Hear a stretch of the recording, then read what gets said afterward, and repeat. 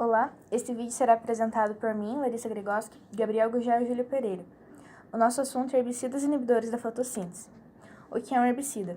Os herbicidas são substâncias químicas que são capazes de selecionar populações de plantas, ou seja, eles provocam a morte de algumas plantas e de outras não. Existem muitos herbicidas no mercado. Alguns deles estão aqui listados, como o amitrim, a atrazina, a cianazine, o diquat e o diugron, o metribuzin e o paraquat. Para entender como ocorre a inibição da fotossíntese com herbicidas, é necessário entender a sua fase fotoquímica. Sabe-se que a fotossíntese significa síntese utilizando a luz. Então, ocorre uma transformação de energia luminosa em energia química. Esse esquema está representando a fotofosforilação acíclica. Dentro dos cloroplastos, tem os tilacoides, que têm as clorofilas, que absorvem energia luminosa. Aqui está aparecendo uma clorofila de 680 nanômetros e uma que absorve comprimentos de onda de 700 nanômetros. Os fótons são absorvidos pela clorofila. Os átomos, que é a clorofila, ficam altamente energizados e tendem a se afastar do núcleo, então os elétrons se afastam da clorofila. Quando chega a noite, os elétrons perdem força e deveriam voltar para a clorofila, mas eles vão para outra clorofila de 700 nanômetros, ocorrendo então a fotofosforilação acíclica. A energia que vai perdendo no caminho será utilizada para fazer o bombeamento de prótons de hidrogênio para dentro do tilacoide, ou seja, a energia que faz a movimentação do hidrogênio faz a formação do ADP, que é uma molécula que tem dois fosfatos unindo a outro íon fosfato, formando o ATP, que é uma molécula com 3 fosfatos. Utilizando energia, por isso chama-se esse processo de fotofosforilação. Na clorofila com onda de 700 nanômetros, ocorre o mesmo processo de captação de energia, mas os elétrons vão para uma coenzima chamada NADP, que é uma molécula oxidante, que vai pegar os elétrons mais prótons de hidrogênio e se transformar em NADPH. É uma molécula altamente energizada, assim como o ATP. Ambas as moléculas serão utilizadas na fase escura no ciclo de Calvin. A primeira clorofila recebe os elétrons de água para ficar estável, e a segunda clorofila recebe os elétrons da primeira clorofila para também ficar estável. Na clorofila de 680 nanômetros se tem a fotólise da água, que é a quebra da molécula de água, que produz elétrons recompondo os elétrons que a clorofila perdeu, produzindo também o O2, que será jogado para o ambiente, liberando também o hidrogênio, que será utilizado na ADP, que ocorre a movimentação dos hidrogênios, ou na NADPH, que utiliza o hidrogênio para formar o NADPH. A fotofosforilação cíclica, o elétron vai voltar para a clorofila quando perde energia, e ela só produz ATP. E na cíclica tem a produção do ATP e o NADPH. Com isso, é possível perceber que esse processo é de extrema importância na fase da fotossíntese, uma vez que ele vai produzir ATP e o NADPH. O herbicida vai inibir esse processo, o qual será falado nos próximos slides. Eu acho que é isso. No qual ele é utilizado para as plantas do fotossistema 1. Historicamente, o fotossistema 1 e 2 não é questão de qual vem utilizado primeiro, não existe uma sequência. E sim, porque descobriram primeiro o fotossistema 1 e depois o fotossistema 2. Então isso não interfere de qual é o primeiro e qual é o segundo. Aqui teremos a representação simplificada do fotossistema 1 e 2.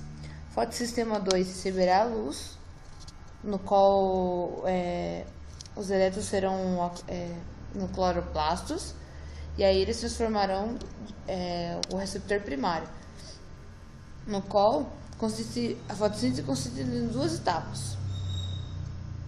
nas etapas de transferência de elétrons da água para o receptor final, que é o NADPH+, que servirá de fonte energética para as reações em fase bioquímica. E também ocorre a formação de ATP, bem aqui no centro.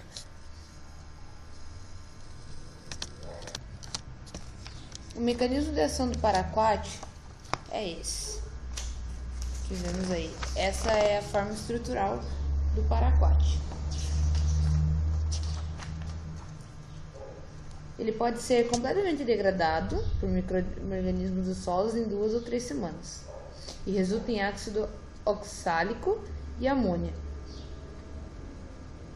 Essa é a sua fórmula estrutural.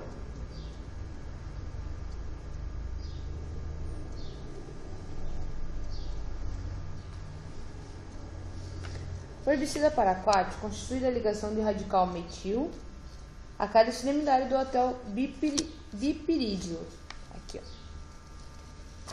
formado um cátion divalente, que é resultante da ligação da molécula de nitrogênio com 3 moléculas de carbono. Aqui está nitrogênio com 3 moléculas de carbono, sendo que 2 desses pertencem ao anel benzênico. A neutralização dessas cargas duplas catiônicas acontece com 2 moléculas de cloro para o herbicida paraquat e com 2 moléculas de bromo para o diquat, mas isso não vem ao caso. A densidade dos herbicidas bipirídeos é semelhante aos demais herbicidas utilizados atualmente. Então, a gente já sabe que os herbicidas inibidores do fotossistema 1 pertencem ao grupo químico bipirídeo. Agora vamos explicar um pouco a fase clara do fotossistema 1 e como ele acontece. A fase clara da fotossíntese. A ação dos herbicidas inibidores do fotossistema 1 não consiste unicamente em bloquear as transferências de energia, mas também em recebê-la e impossibilitar a produção de NADPH+, tornando os herbicidas radicais livres, monocátios. No entanto, a planta não morre diretamente pela deficiência de energia, mas pelos efeitos tóxicos provocados pelo herbicida, após receber a energia do sistema. Os herbicidas bipirídeos possuem elevado potencial redutor, que é de 446 mV e 349 mV para paraquat. Eles permitem receber preferencialmente elétrons no lugar de ferrodoxina e reagir com oxigênio formando oxigênio singleto e peróxido de hidrogênio, água oxigenada. O conjunto de resultados causados pelos radicais livres originando naturalmente na planta ou causando por fatores abióticos e chamado estresse oxidativo. Então, o herbicida ele está ali para impossibilitar a produção de NADPH+, que é a produção de energia, e aí com a oxirredução ele vai ter a planta terá um estresse oxidativo. Essa é a ação do herbicida diretamente na planta. Os sintomas específicos da planta são o murchamento e a necrose das folhas, atingindo poucas horas após a aplicação, e os sintomas se desenvolverão mais rapidamente quando as plantas tratadas estão expostas ao luz solar direta. A necrose foliar completa ocorre em até 3 dias após o tratamento. E o paraquat ele tem uma ótima absorção. Então, pode chover 30 minutos depois que mesmo assim você não perderá o herbicida utilizado ali naquele momento. E aí nos próximos slides a gente vai explicar um pouco como que funciona o herbicida Diuron, que ele será utilizado para o fotossistema 2. Então, para o fotossistema 2 acontecer, o fotossistema 1 não pode funcionar.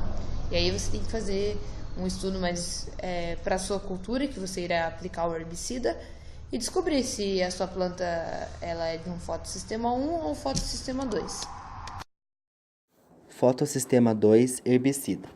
Os inibidores que compõem o mecanismo de ação do fotossistema 2 são conhecidos também como inibidores da síntese de Hill. Os herbicidas agem inibindo a evolução do oxigênio a partir da molécula de água presente no cloroplasto e de algum receptor específico de elétrons. A aplicação do herbicida que irá inibir o fotossistema 2 age causando declínio na taxa de fixação do CO2, sendo assim, ocasionando a morte da planta. Como um exemplo de herbicida, nós iremos optar pelo diuron. O diuron pertence ao grupo químico das ureias, sendo ele sistêmico, apresentado sob a forma de suspensão concentrada e com eficiência no controle de plantas daninhas, de folhas largas e gramíneas. O mesmo possui o mecanismo de destruição do fotossistema 2 e, consequentemente, a interrupção da fotossíntese. O diuron age impedindo a redução do quinona A pelo fato de competir com quinona B e, consequentemente, a interrupção do fluxo de elétrons, não permitindo com isso a redução do NADPH, o qual é essencial para a fixação do CO2. A absorção do diuron ocorre predominantemente pelas raízes das plantas, sendo baixa a absorção das folhas, e a translocação é feita pelo xilema.